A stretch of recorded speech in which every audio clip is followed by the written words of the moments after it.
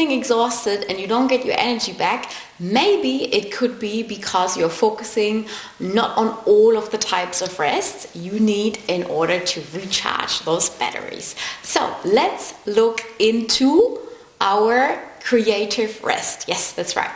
So what does creative rest mean? So it can mean totally different things for different people. But for example, if you go in nature, if you focus on the leaves, how they look like, if you focus on how the wind feels on your skin, if you focus how the forest smells, you are getting maybe new creative ideas and you're putting yourself in a totally different state where you're at.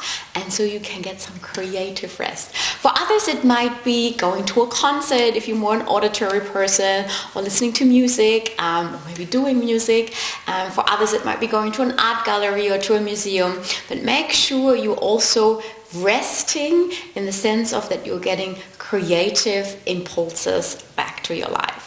Then we have emotional rest. So the question here is, from which things that you are doing can you take a rest because it takes your energy away? So for example, there are some people or if you are people pleasing, for example, that drains your emotional energy. So the question is here really more on what you can do to get some emotional rest. So what are maybe some thinking patterns you might be able to stop, or what are some activities or just things that you're doing that take and drain all your emotional energy. So try to take a rest from them and try to focus more on things that give you emotional energy. And then we have another type of rest that is very related. It's called social rest. So from which relationships do you need to take a pause? Or maybe need to distance yourself because these people take away your energy. So try to surround yourself, of course, more with people who are giving you energy, who are giving you this positive feeling about yourself. It doesn't have to be that everybody is yippee-yay, cheery on all the time, but really try to see what are some people who really are giving you that rest that you need. And sometimes it also means actually being by yourself for a while. So because we can also recharge our batteries when we take a moment in silence and just focusing on something that you want to do. And the last type of rest, number 4, is the spiritual rest. So spiritual rest means recharging your battery in the sense of where do you belong to.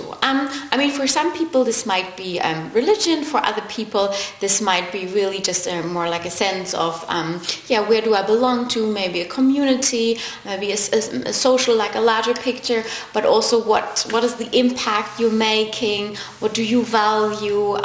For some it might be also engaging more in meditation or something like this, but it's really your spirituality, where do you belong and how do you make a sense of things. So also making sure you're getting some rest there and recharging those batteries.